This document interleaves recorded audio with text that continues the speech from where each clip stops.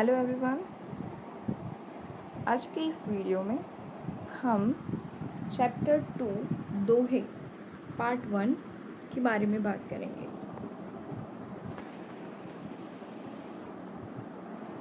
इस चैप्टर में हमें 3 कवियों के दोहों के बारे में बताया गया है। एक तो है कबीर, रहीम और वृंद। तो सबसे पहले हम कबीरदास के दोहे से शुरुआत करते हैं। कबीरदास का जो दोहा है उसका वो क्या कहना चाहते हैं उसको देखते हैं। तो फर्स्ट उनका दोहा है, वो कहना चाहते हैं कि अगर अच्छे घर खानदान में पैदा हुए व्यक्ति का व्यवहार और उसके कर्म अच्छे ना हो तो वो उसी प्रकार निंदा का पात्र होता है। जिस प्रकार शराब भरे सोने के कलश को सज्जन निंदनीय समझते हैं कि जब कोई ऐसा व्यक्ति जो अच्छे भले खानदान में पैदा हुआ है लेकिन उसके कर्म अच्छे नहीं है, उसका काम अच्छा नहीं है, तो सब लोग उसको कोसेंगे कि यार ये कैसा है, इसके पास बहुत सारा पैसा है लेकिन किसी काम का नहीं, ये बस वेस्ट कर रहा है अपना पैसा, अपना समय और अपने खुद की जात को भी। तो मतलब अच्छे घर खानदान में पैदा हुआ व्यक्ति, उसका व्यवहार अगर अच्छा नहीं है, वो अगर किसी के साथ ढंग से बात नहीं कर रहा है, उसके कर्म अच्छे नहीं हैं, तो वो निंदा का कारण बनता है। उसमें इस दोहे में उदाहरण के तौर पर क्या लिया गया है कि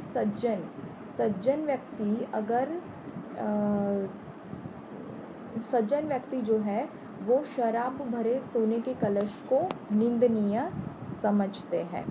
कहने का मतलब है कि जिस प्रकार सोने के घड़े में शराब जैसी वस्तु भरी हो तो वो अपनी महत्ता खो देता है। अगर सोने का घड़ा ऐसे ही पड़ा है तो हम उसकी तारीफ करेंगे, उसका यूज़ करेंगे पूजा में या अच्छी चीज़ों में उसका यूज़ करेंगे। लेकिन अगर सोने के घड़े के अंदर शराब भरी हो तो वो अपनी महत्ता यानी कि वो अपना महत्व खो देता है कि वो एक सोने का घड़ा है, लेकिन वो अपना उतना महत्व खो देता है और बुराई का पात्र बनता रहता है। इस प्रकार अच्छे कुल या परिवार में कोई व्यक्ति जन्म लेता है तो उसको किसके साथ सरखाया गया? सोने के घड़े के साथ। सोने का घड़ा यानी कि कोई अच्छा परिवार, अच्छा कुल है, ओके। लेकिन उसमें रहने वाले व्यक्ति का आचरण अच्छा नहीं है, वो तभी वह लोगों की तारीफ नहीं बल्कि निंदा का पात्र बन जाता है। यानी कि उसमें रहने वाला जो व्यक्ति है, उस स्कूल में रहने वाला व्यक्ति अगर कर्म अच्छे नहीं कर रहा है तो वो निंदा का पात्र है। यानी उसको शराब के साथ सरखाया गया कि कुल अच्छा है यानी सोने का घड़ा अच्छा है, लेकिन उसमें अगर शराब भरी हो यानी कि व्यक्ति का कर्म अच्छा नहीं है तो वो सोने का घड़ा अपनी महत्ता खो देता है। यानी कि एक व्यक्ति के कारण पूरे कुल या पूरे परिवार को निंदा सहनी पड़ती है। इस दोहे में कवि ने बताया है कि आदमी की पहचान उसके घर खानदान से, उसके वर्ण और जाति से, उसके धनवान या निर्धन होने से नहीं है, बल्कि उसके आचरण और उसके व्यवहार और चाल चलन से होती है। हम कई लोगों को देखते हैं उनके पास बहुत कम पैसा होता है लेकिन उनका आचरण, बोलने का तरीका उनका बहुत ही अच्छा होता है, हमें उनके साथ बात करनी पसंद आती है, राइट। तो उस टाइम हम वो किस जाति का है या वो कितना धनवान है, उसके पास कितना पैसा है, ये हम नहीं देखते, हम उसके सिर्फ स्वभाव को देखते हैं, राइट। तो अच्छे कर्म करने वाले व्यक्ति की प्रशंसा की जाती है और बुरे कर्म करने वाले की निंदा की जाती है, ठीक है। यहाँ पे हम देखें कि मनुष्य के बारे में अपनी बात को अधिक स्पष्ट करने के लिए कबीर ने इस दोहे को सोने के कलश का उदाहरण दिया है। जब किसी बात को समझाने के लिए जीव जगत के किसी दूसरे व्यवहार का उदाहरण दिया जाए तो वो क्या होता है? दृष्टांत अलंकार होता है। आप चाहे तो अपनी एक किसी नोट में इसको नोट डाउन कर सकते हैं, अलंकार हिंदी व्याकरण को अलग तरीके से, यानी कि ये सिर्फ इसी चैप्टर के लिए नहीं है, आपको पूरा हिंदी का कोर्स के लिए इसको लिखना चाहिए ताकि आपको ये याद रह सके कि दृष्टांत अलंकार किसे कहते हैं कि जीव जगत की किसी एक बात को समझाने के लिए हम किसी और चीज़ का उदाहरण दें। जैसे कि हमने यहाँ पे एक चीज़ समझाने के लिए किसी और का उदाहरण दिया कि भाई फूल अच्छा है लेकिन व्यक्ति के कर्म अच्छे नहीं है तो पूरे खानदान को निंदा सहनी पड़ती है। उस हिसाब से हमने जीव जगत के दूसरे व्यवहार का उदाहरण दिया कि भाई सोने का कलश है, उसमें शराब भरी है तो वो निंदा का पात्र बनता है और सोने का घड़ा अपना महत्व यानी अपनी महत्ता खो देता है। तो ये क्या हो गया? दृष्टांत अलंकार हो गया। ओके। मनुष्य का तन सोने के घड़े जैसा है। ऐसा तन पाकर इसमें अच्छाई का विकास करने की जगह अगर बुराइयों का घर बना दे तो ये प्रशंसा की बात नहीं होगी। बहुत आसान तरीके से इस दोहे में, कबीरदास के पहले दोहे में अच्छे कर्म की बात की गई है, अच्छे कर्म करने की बात की गई है। आइए अब उनके दूसरे दोहे के बारे में जानते हैं कि आपने अनुभव किया होगा कि अधिकतर लोगों की प्रशंसा बहुत अच्छी लगती है। अधिकतर लोगों को अपनी प्रशंसा बहुत अच्छी लगती है। अगर उनके बारे में अच्छा बोलो तो वो हमारे साथ अच्छा व्यवहार करेंगे। अगर हम कुछ ऐसी सच्ची बात बोल दें उसके बारे में तो वो हमें नापसंद करना शुरू कर देंगे। जबकि अपनी आलोचना करने वालों को कोई पसंद नहीं करता। अगर कोई हमारे बारे में कुछ अलग बुरा बोल रहा है, बुरा मीन्स अगर वो सही बोल रहा है लेकिन हमें उसकी बातें कड़वी लगती है तो हम उसे नापसंद करने लगेंगे। यार कैसा है, ऐसा बोल रहा है मेरे बारे में। यूँ भी समाज में ऐसे लोग तो अक्सर मिल जाते हैं जो मुंह पर तारीफ करते हैं और पीठ पीछे निंदा करते हैं हमारी। मगर ऐसे लोग बड़ी मुश्किल से मिलते हैं जो सामने ही हमारी आलोचना करें। ऐसे लोग बहुत मुश्किल से मिलते हैं। ऐसे कोई दोस्त हो जो हमारे मुंह पर हमारे गलतियां बता दे कि भाई ये तू गलत कर रहा है या फिर तू ये ठीक नहीं कर रहा है। तो ऐसे लोग बहुत कम मिलते हैं जो हमारी कमियां हमको बताएं। प्रायः हम ऐसे लोगों से मिलने से कतराते हैं। तो अगर कोई हमारा दोस्त हमें सच्ची सलाह दे रहा है कि तू ऐसा मत कर या कुछ भी, तो हम उससे बात करना कम कर देंगे कि ये तो मुझे बोलता ही रहता है, ये मुझे ऐसा काम नहीं करने देता है। राइट, हम उसे नापसंद करते हैं। कबीर ने ऐसे आलोचकों से बचने की नहीं बल्कि उन्हें अपने नज़दीक रखने की बात की है। तो यहाँ पे कवि क्या कह रहा है कि ऐसे आलोचकों से दूर न जाए, उन्हें अपने पास रखे। वो कहते हैं कि निंदक को तो आंगन में कुटी बनाकर अपने पास रखना चाहिए। यहाँ पे कवि क्या कह रहा है कि ऐसे आलोचकों से दूर न जाए, उन्हें अपने पास रखे। वो कहते हैं कि निंदक को तो आंगन में कुटी बनाकर अपने पास रखना चाहिए। निंदक को यानी कि जो हमारा निंदक है उन्हें हमारे पास रखना चाहिए। हमारे आंगन में कुटी यानी कि झोंपड़ी बनाकर उन्हें अपने घर के पास रखना चाहिए। उनसे दूर नहीं जाना चाहिए। निंदा से हमें अपनी कमियों का पता चलता है। निंदा से क्या होता है? हमें अपनी कमियों का पता चलता है और हम उन्हें दूर कर सकते हैं। हम खुद से ही तो नहीं कह सकते कि हम सही है या गलत है कुछ चीज़ों में। तो अगर हमें कोई ऐसा मिलता है, ऐसा दोस्त मिलता है या कोई ऐसा व्यक्ति मिलता है जो हमें हमारी कमियां बताए, तो हमें उससे दूर नहीं जाना है। उसे हमने हमारे पास रखना है कि जो सच बोल रहा है। तो इससे हम अपनी कमियों को दूर कर सकते हैं। इस प्रकार यहाँ पे एक उदाहरण दिया है कि साबुन और पानी के बिना वे हमारे स्वभाव को निर्मल बना देते हैं। जरा सोचिए कि आदमी अपना शरीर तो साबुन और पानी से साफ करता है, पर वह अपने व्यवहार, आदत और स्वभाव की कमी या बुराइयों से कैसे छुटकारा पाए। साबुन पानी से हम अपने बाहरी त्वचा को, बाहरी शरीर को साफ कर सकते हैं, लेकिन हमारा जो व्यवहार है, हमारा जो मन का भाव है, उसे हम कैसे साफ करें? साबुन पानी से तो वो साफ नहीं होगा। तो आदमी को अपनी कमियां, कमज़ोरियां, बुराइयां दिखती तो है नहीं। हमें अपनी खुद की कमज़ोरी या बुराइयां कभी नहीं दिखती, ये फैक्ट है। ओके, तो दूसरे लोग आमतौर पर उसके सामने इनका उल्लेख नहीं करते। अगर मुझ में कुछ बुराई है तो मैं 10 जनों के बीच ये तो नहीं बोलूँगी कि मैं ये नहीं कर सकती, राइट, मुझे ये मुझ में ये बुराई है।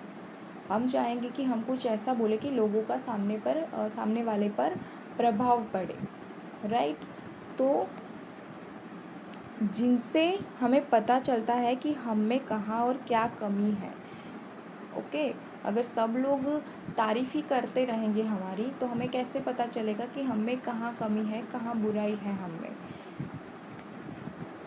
तो फिर इनसे कतराए क्यों ना इनकी सुने, जिनसे हमें अपनी कमियों का पता चलता है। अगर सब लोग तारीफ़ कर रहे हैं, उनमें से अगर कोई एक ऐसा है जो हमें हमारी कमियां बता रहा है, तो फिर हमें उससे कतराना नहीं चाहिए, ठीक है, हमें उसकी सुननी चाहिए। तो जिनसे हमें अपनी कमियों का पता चल रहा है, हम उनको दूर करने का जिससे हमें अपनी कमियों का पता चल रहा है, तो हम उसे दूर कर सकते हैं, हमारी कमी को हमारे अंदर से दूर कर सकते हैं और हमारे स्वभाव को निर्मल बना सकते हैं। इस दोहे में कबीर हमसे यही कहना चाहते हैं। पहले वाले दोहे में क्या था कि अच्छे कर्म करने की बात की गई है। उदाहरण के तौर पर हमें सोने का घड़ा, उसमें शराब भरी हुई है, ऐसा उदाहरण दिया है। मतलब जीव जगत के किसी एक व्यवहार को समझाने के लिए जीव जगत के किसी दूसरे व्यवहार का उदाहरण दिया जाए तो ये क्या हो गया, दृष्टांत अलंकार हो गया। सेकंड, इस दोहे में क्या था कि अगर कोई निंदक है तो उससे हमारे पास हमारे आंगन में कुटी बनाकर अपने पास रखना चाहिए, ताकि हमें अपनी कमियों का पता चल सके और हम उसको दूर कर अपने स्वभाव को निर्मल बना सकें। प्रस्तुत दोहे में निंदक से दूर रहने के प्रचलित रिवाज से विपरीत उससे लाभ उठाने का संदेश दिया है। हम पहले से जानते हैं कि कोई अगर हमारे बारे में बुरा बोल रहा है तो हम उससे बात नहीं करेंगे, ये क्या है, प्रचलित रिवाज है। और उससे विपरीत यहाँ इस दोहे में क्या बोल रहा है कि उससे दूर नहीं जाना, उसका लाभ उठाओ, कि वो हमारी कमियां बोल रहा है ना, तो उसका लाभ उठाओ, उसे बोलने दो, ताकि हमें जल्दी पता चल सके, हम जल्दी अपडेट हो सकते हैं, जल्दी मैच्योर हो सकते हैं जब हमें हमारी कमियां पता लगनी शुरू हो जाए तो, राइट। कविता में जहाँ पास पास आने वाले शब्द में एक ही वर्ण का बार बार दोहराव यानी कि आवृत्ति हो, तो वो क्या हो गया, अनुप्रास अलंकार। कविता की किसी लाइन उसमें अगर पास पास आने वाले शब्दों में एक ही वर्ण का बार बार दोहराव हो रहा है, जैसे कि यहाँ पे बोल रखा है निंदक नियरे राखिए, जो लाइन है उसमें निंदक नियरे, ओके, तो ये पूरा एक शब्द है। तो यहाँ पास पास आने वाले शब्द में हम देख रहे हैं कि एक ही वर्ण का दोहराव है, यानी कि इसकी शुरुआत कहाँ से हो रही है, नी और नी, यानी कि न वर्ण से हो रही है। तो पास पास आने वाले शब्दों में एक ही वर्ण का दोहराव बार बार हो रहा है, तो ये क्या हो गया, अनुप्रास अलंकार। ओके, प्रस्तुत दोहे में आत्मबोध और विश्लेषणात्मक चिंतन जैसी जीवन शैलियों को और जीवन कौशलों को उभारा गया है। तीसरे दोहे की बात करें तो हमेशा एक पीढ़ी दूसरे पीढ़ी को अपना अनुभव और ज्ञान सौंपती आ रही है।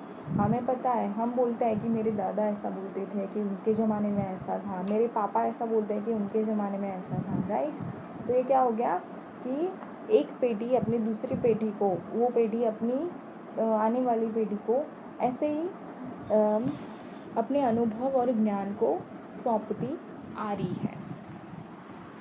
ज्ञान देने वाले व्यक्ति को गुरु कहते हैं, अर्थात वो गुरु हो गया जो हमें ज्ञान देता है, कोई बात हमें सिखा रहा है तो वो हमारे लिए क्या हो गया, गुरु हो गया। जो ज्ञान दे, जो ज्ञान को धारण करने के लायक बनाए, जो चरित्र निर्माण करे और बेहतर मनुष्य बनाए, राइट। अब गुरु क्या होता है, कुछ सिखाकर छोड़ नहीं देना। गुरु होता है जो आपके चरित्र का निर्माण भी करे, आपको एक अच्छा मनुष्य बनाए, ताकि समाज में अगर आप कुछ बोल रहे हो या कर रहे हो तो लोग आपकी वाहवाही करें, राइट। अगर आपके पास बहुत सारा ज्ञान है लेकिन उसका कोई कुछ महत्व नहीं है कि आप उसे कहाँ कैसे यूज़ करें, तो उस ज्ञान का भी कोई महत्व नहीं रह जाता। कबीर ने अपने इस दोहे में गुरु शिष्य के संबंध और गुरु के कार्य में विशेष गुरु के कार्य के विषय में बताया है। जिस प्रकार कुम्हार घड़ा बनाता है उसी प्रकार शिष्य को गुरु शिष्य को तैयार करता है। यहाँ पे क्या उदाहरण दिया गया है कि जिस प्रकार एक कुम्हार घड़ा बनाता है उसी तरह गुरु शिष्य को बनाता है। तो यहाँ पे जो गुरु है वो कुम्हार है और जो घड़ा है वो शिष्य है। ओके, तो आपने कुम्हार को घड़ा बनाते देखा है? अगर नहीं तो यहाँ पे ये चित्र दिया गया है जिसमें एक कुम्हार घड़ा बना रहा है। ओके,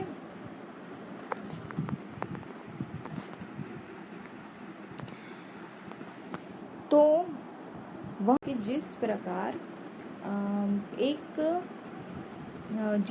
एक कुम्हार घड़ा बनाता है उसी तरह गुरु शिष्य को बनाता है। तो यहाँ पे जो गुरु है वो कुम्हार है और जो घड़ा है वो शिष्य है। ओके, तो आपने कुम्हार को घड़ा बनाते देखा है? अगर नहीं तो यहाँ पे ये चित्र दिया गया है जिसमें एक कुम्हार घड़ा बना रहा है। ओके,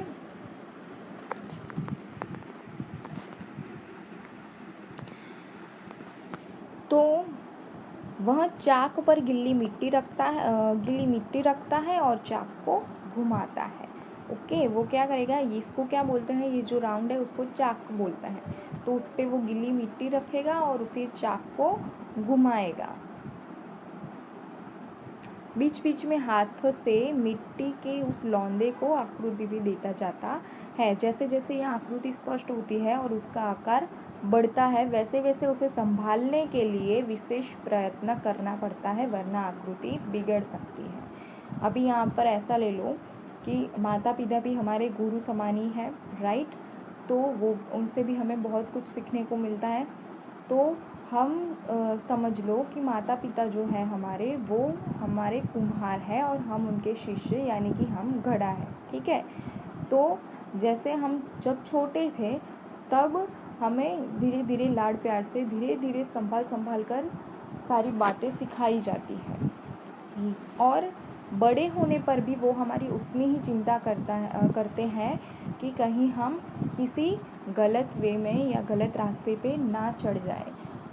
तो यहाँ पर भी जैसे कुम्हार धीरे धीरे घड़े को आकृति देता है तो धीरे धीरे वो घड़ा भी बड़ा होता है, और उसको जैसे वो बड़ा होता है उसे संभालने के लिए भी विशेष प्रयत्न करना पड़ता है, वरना आकृति बिगड़ जाएगी।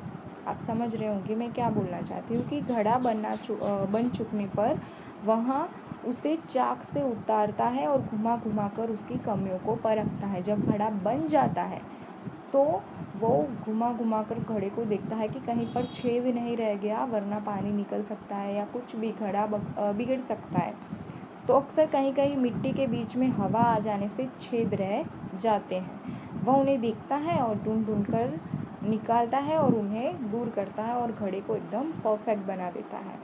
वह भीतर की अंदर से हाथ का सहारा देता है ताकि घड़ा टूट न जाए। एक हाथ से क्या करता है, अंदर सहारा देता है, और बाहर की तरफ एक हाथ से वो चोट लगाता है। तब कहीं जाकर एक सुंदर और दोष रहित घड़ा तैयार होता है। मम्मी पापा हमें प्यार भी करते हैं और मारते भी हैं। तो वो हमें बाहर से भले ही वो हमें सख्त दिख रहे हो, लेकिन अंदर से वो हमें सहारा दे रहे हैं। उनके मन में हमारे लिए तो कोई बुरी भावना नहीं हो सकती, वो हमारे लिए अच्छा ही सोचते हैं, राइट। तो प्रस्तुत दोहे में कबीर कहते हैं कि गुरु कुम्हार है और उनकी रचना यानी कि उनका जो शिष्य है वो घड़ा है। ओके, तो शिष्य को तैयार करते हुए गुरु उसकी खामियों और उसके दोषों को दूर करता जाता है। काढ़ना यानी कि निकालना। ओके, ऐसा करते हुए वह अपने शिष्य को भीतर भीतर तो सहारा देता है, लेकिन आंतरिक यानी कि आंतरिक रूप से वो स्नेह करता है, लेकिन बाहर से ठोकता चला जाता है। कहने का अर्थ ये है कि गुरु का व्यवहार ऊपर से भले कठोर हो, लेकिन आंतरिक रूप से बड़ा स्नेहपूर्ण होता है। वह अपने शिष्य की तमाम कमियों और कमजोरियों को अपने कठोर नियंत्रण से दूर कर देता है। अगर हमें किसी चीज़ के लिए बचपन में टोका जाता है या ना बोली जाती है तो हमें थोड़ी देर के लिए गुस्सा आता है, लेकिन अब जब हम बड़े हो जाते हैं तो हम रियलाइज़ करते हैं कि अच्छा हुआ कि उस चीज़ के लिए मुझे मना किया। अगर बहुत ज़िद्दी है तो हमें मार मार कर हमारी ज़िद कम की जाती है कि भाई ऐसी ज़िद अच्छी नहीं है। फिर अब जब हम बड़े हो जाते हैं, थोड़े मैच्योर हो जाते हैं, तब हम जाके पता चलता है हमें कि हाँ सच में किसी भी चीज़ के लिए ज़िद करनी नहीं चाहिए, वरना आगे जाके अगर हमारे स्वभाव में रह जाती है ज़िद, किसी एक चीज़ के लिए ज़िद अच्छी है कि अगर आपको लाइफ में सक्सेस पाने की ज़िद है तो वो वैसी ज़िद अच्छी है, लेकिन अगर किसी पैसे की या किसी मोह माया की ज़िद है तो वो आपको सिखाती है कि लाइफ में कई ऐसी जगह है जहाँ पे ज़िद अच्छी नहीं है। तो वह अपने शिष्य की तमाम कमियों और कमज़ोरियों को अपने कठोर नियंत्रण से दूर करता है और उसे ज्ञान देने के साथ साथ आत्मिक और चारित्रिक रूप से भी दृढ़ बनाता है। वो गुरु क्या करता है, उसे ज्ञान तो देता ही है, लेकिन साथ में चरित्र भी उसका निर्मल बनाता है। गढ़ना शब्द का अर्थ सिर्फ बनाना नहीं, बल्कि पूरी आत्मीयता से दोष रहित कृति तैयार करना। एक गुरु शिष्य को गढ़ता है, यानी कि सिर्फ उसे गढ़ना मीन्स सिर्फ उसको बनाता है नहीं, लेकिन पूरी आत्मीयता, उसकी आत्मा से लेकर उसकी एक दोष रहित कृति तैयार करता है। जैसे एक अच्छा मूर्तिकार मूर्ति गढ़ता है तो उसे सजीव और जीवंत बना देता है। कोई एक पत्थर पड़ा है तो उस पत्थर पे कोई मूर्तिकार एक मूर्ति बना दे तो ऐसा लग रहा है जैसे वो हमें ही देख रही है, यानी कि वो मूर्तिकार पूरी आत्मीयता से उस पर काम करता है और उसको एकदम जीवंत बना देता है उस पत्थर को, राइट। तो सुनार आभूषण में कलात्मक सौंदर्यता उभारता है, इसलिए कवि ने गुरु द्वारा शिष्य को गढ़ने की बात की है।